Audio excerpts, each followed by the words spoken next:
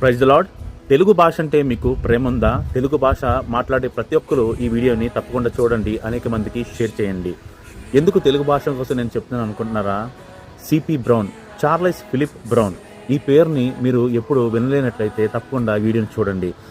తెలుగు అంతరించిపోయింది, నశించిపోయింది, దాన్ని ఎవరు పట్టించుకోలేదు. అలాంటి సమయంలోనే చార్లెస్ ఫిలిప్ బ్రౌన్ గారు దాన్ని మళ్ళీ బ్రతికించారు, దానికి జీవం పోశారు. ఈ గొప్ప వ్యక్తి పేరు చూస్తే చార్లెస్ ఫిలిప్ బ్రౌన్ అంటున్నారు, మరి ఇంగ్లీష్ అతను ఎలా తెలుగుని బ్రతికిస్తున్నాడు అని అనుకుంటున్నారా? చార్లెస్ ఫిలిప్ బ్రౌన్ గారి తండ్రి పేరు డేవిడ్ బ్రౌన్. అతను ఒక మిషనరీ, భారతదేశానికి వచ్చి స్థిరపడ్డారు. యేసుప్రభు వారి ప్రేమని అనేక మందికి ప్రకటించి, అనేక స్కూళ్ళు స్థాపించి, అనేక మందికి సహాయం చేస్తుంటూ, ఇదిగో భారతదేశము వెనకబడి ఉంది కాబట్టి నేను ఎలాగైనా సహాయం చేయాలని చెప్పి వాళ్ళకి స్కూల్స్ అయి స్థాపించారంట ఈ డేవిడ్ బ్రౌన్ గారు. అనేక లాంగ్వేజెస్ నేను నేర్చుకోవాలని అనుకున్నారంట ఈ డేవిడ్ బ్రౌన్ గారు.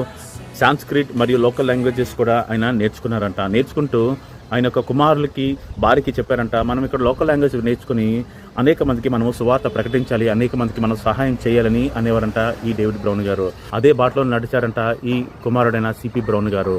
వాస్తవానికి చెప్పాలంటే ఈ తెలుగు సాహిత్యానికి, లిటరేచర్కి ప్రాణం పోసింది, మళ్ళీ ప్రాణం పోశారు ఈ సిపి బ్రౌన్ గారు. అనేక మందిని ఆయన పురుకొలిపి మనం ఎలాగైనా ఈ తెలుగు భాషను, సాహిత్యాన్ని మనము బ్రతికించాలి అని అన్నారంట.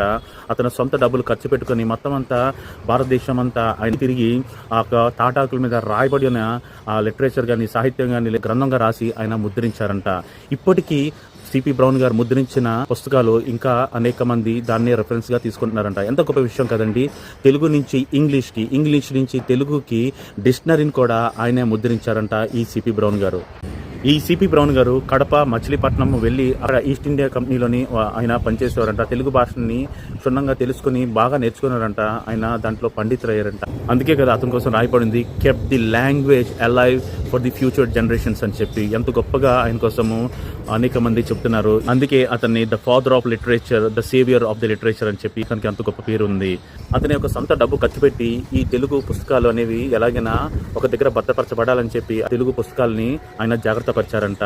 డేవిడ్ బ్రౌన్ గారు అనుకునేవారంట, నా కుమారులు తప్పకుండా దేవునికి ఉపయోగపడాలి, దేవుని నామాన్ని గణపరచాలి అని అనుకునేవారంట. మరి అలాగే జీవించారు ఈ సిపి బ్రౌన్ గారు. మరి నువ్వు నేను కూడా దేవునికి మహిమకరంగా, దేవునికి దీవెనకరంగా మనము బ్రతుకుతున్నామా లేదా అని ఒకసారి మనము ఆలోచిస్తాం. చాలా మంది మిషనరీస్ అంటేనే వాళ్ళకి తప్పు అవగాహన ఉంటుంది. కానీ మిషనరీస్ మన భారతదేశానికి వచ్చి సతీని నిర్మూలించారు, అనేక గొప్ప గొప్ప కార్యాలు వాళ్ళు చేశారు.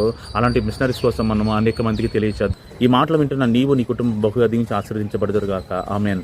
ఈ రీల్ని అనేక మందికి షేర్ చేయండి. భాషకి అపారమైన కృషి చేసి, ముఖ్యంగా